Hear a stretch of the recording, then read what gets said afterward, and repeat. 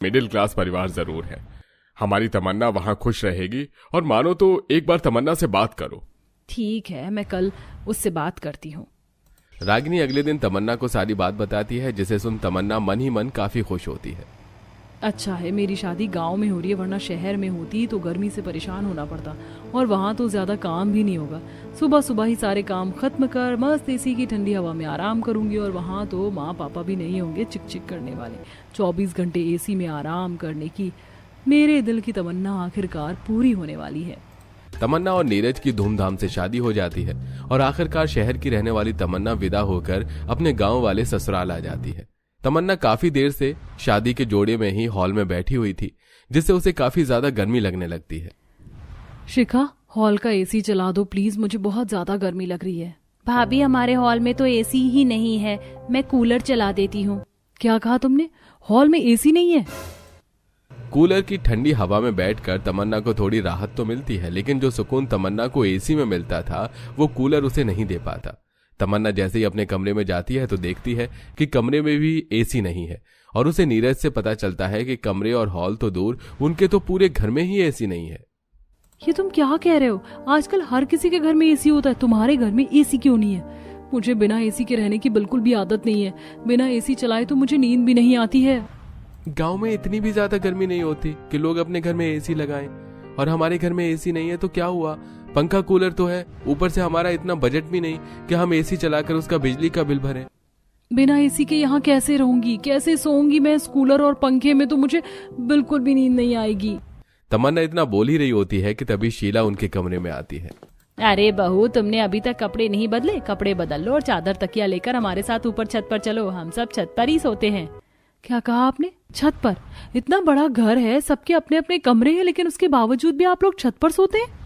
तमन्ना इतना बोल ही रही होती है कि तभी अचानक घर की बिजली चली जाती है। हम लोग छत पर सोते हैं, एक तो हमारी आदत है, और ऊपर से गांव में अक्सर रात में बिजली चली जाती है। अब गर्मी में तो इतनी बंद जगह पर सो नहीं सकते। नीरज, बहू को लेकर ऊपर आ जा। तमन्ना तकिया चादर लेकर छत पर आ जाती है।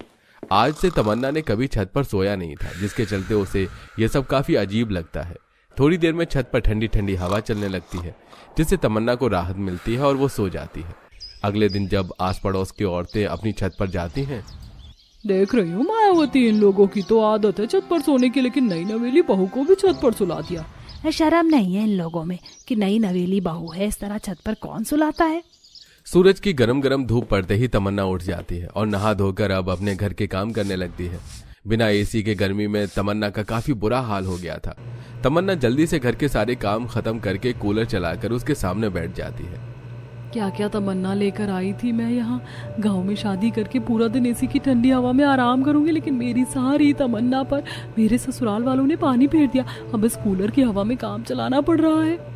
तमन्ना शाम तक कूलर की हवा में बैठती है और रात होते ही सबके लिए खाना बनाने लगती है। खाना खाने के बाद तमन्ना अपने कमरे में सोने के लिए जा ही रही होती है कि तभी तमन्ना की सास उसे फिर से तकिया लेकर छत पर चलने के लिए कहती है। माँ जी, कल तो बिजली नहीं थी, पर आज तो बिजली है, तो फिर छत पर क्यों सोना? मुझे छत पर सोना बिल्कुल भी अच्छा नहीं लगता। पता है, जब मैं सुबह उठी तो कई सारी औरतें मुझे घूर घूर के देख रही थी। आप लोग जाइए छत पर, मैं यहीं पर सोऊंगी।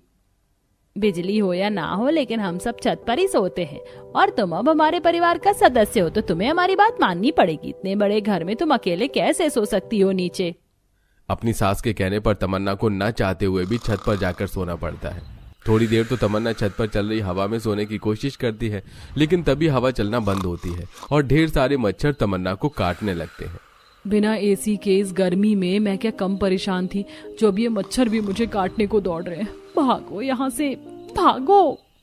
बेचारी तमन्ना गर्मी में छत पर परेशान होकर सोने की कोशिश कर रही थी कि तभी अचानक जोरों की आंधी चलने लगती है और देखते ही देखते बारिश शुरू हो जाती है। क्या मुसीबत है, बड़ी मुश्किल से आंख लगी थी और अब ये बारिश शुरू हो गई। दुखी तमन्ना अचानक से खुश हो जाती है, क्योंकि कम से कम आज की रात तो वो नीचे कूलर की हवा में ही सही, लेकिन चैन की नींद सो पाएगी। लेकिन तमन्ना जैसे ही नीचे जाती है तो देखती है कि बारिश होने की वजह से उनके गांव की बिजली चली गई। तमन्ना सारी रात गर्मी से परेशान होती है। हर रात तमन्ना का यही हाल था। ठीक से नींद न पूरी होने की वजह से तमन्ना घर के कामों पर भी ठीक से ध्यान नहीं दे पाती थी। भाभी, आपने तो थोड़ी पी रखी है। कल भी आपने सफाई करते हुए पॉट तोड़ दिया, और आज भी। अरे थोड़ा ध्यान से काम कीजिए, हम आपके मायके वालों की तरह अमीर नहीं है जो अपने नुकसान पर नुकसान करें। ये सब छत पर सोने का नतीजा है। आप लोगों को आदत है छत पर सोने की, मुझे नहीं। रात भर मच्छर गर्मी से परेशान होती हूँ, तो ये तो होगा ही।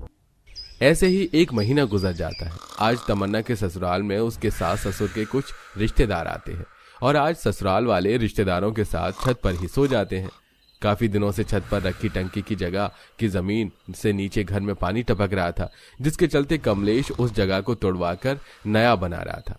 छोटी सी छत पर ज्यादा लोग होने की वजह से तमन्ना उस टूटी हुई जगह के करीब ही सो जाती है और गलती से नींद में करवट लेते हुए तमन्ना नीचे गिरने को होती है कि तभी अचानक तमन्ना की आंख खुलती है और वो छत से लटक जाती है। तमन्ना की चिल्लाने की आवाज सुनकर सभी लोग जाग जाते हैं।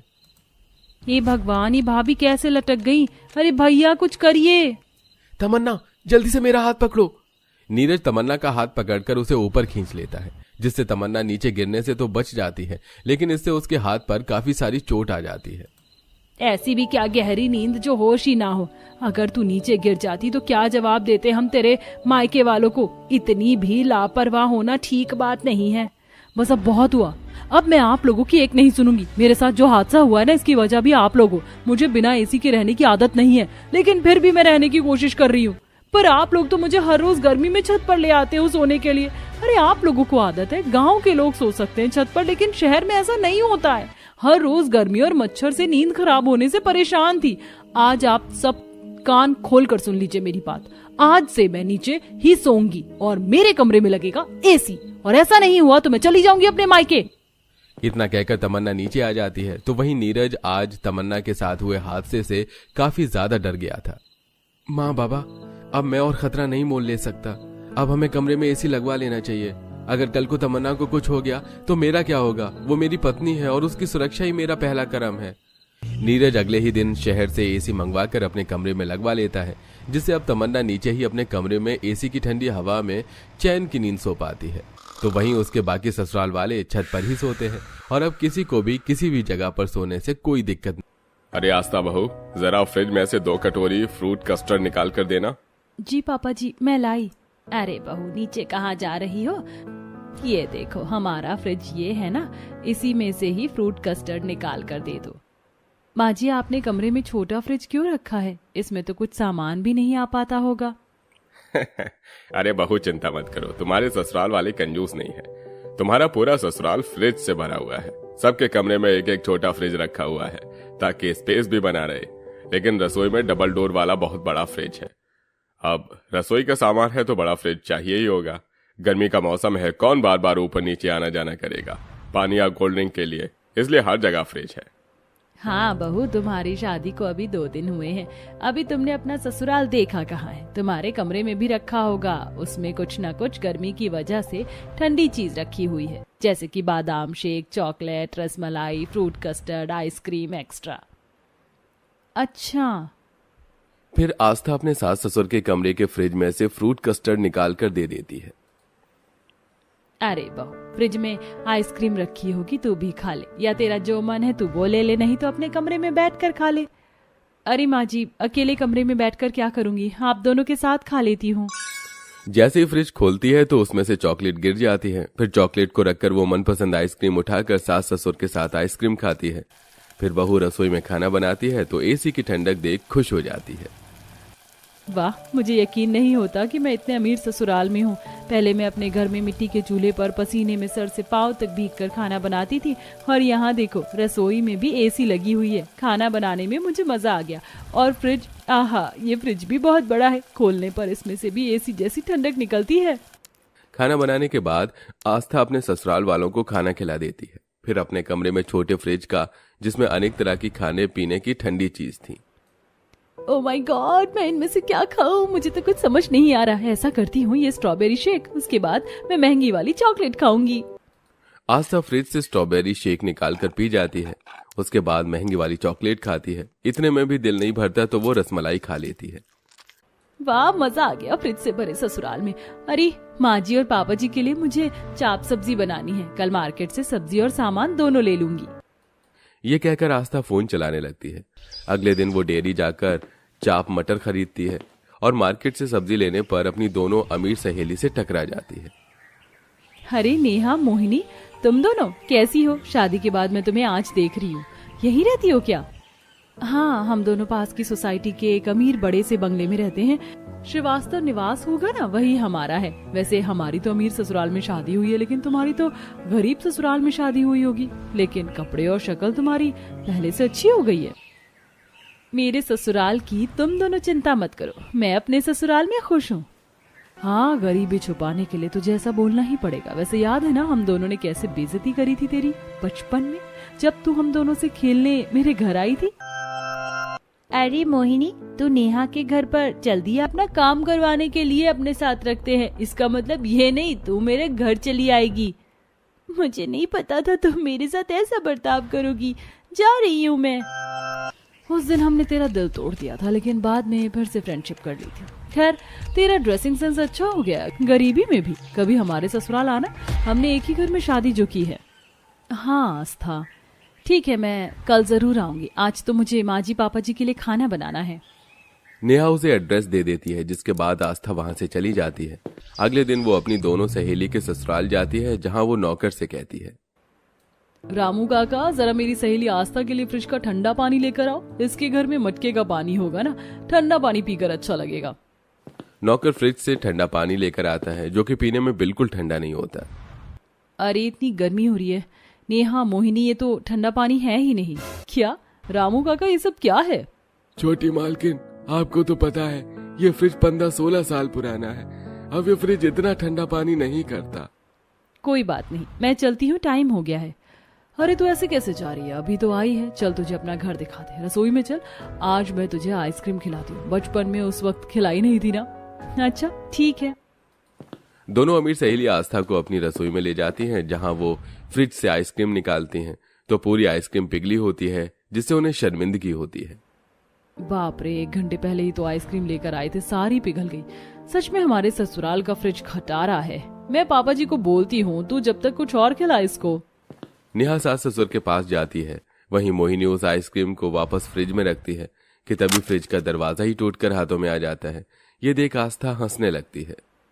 अरे हाँ, ये हैंडल कितना भारी है। आस्था मेरी मदद कर, पूरा का पूरा कबाड़ फ्रिज है। हाँ हाँ, आती हूँ।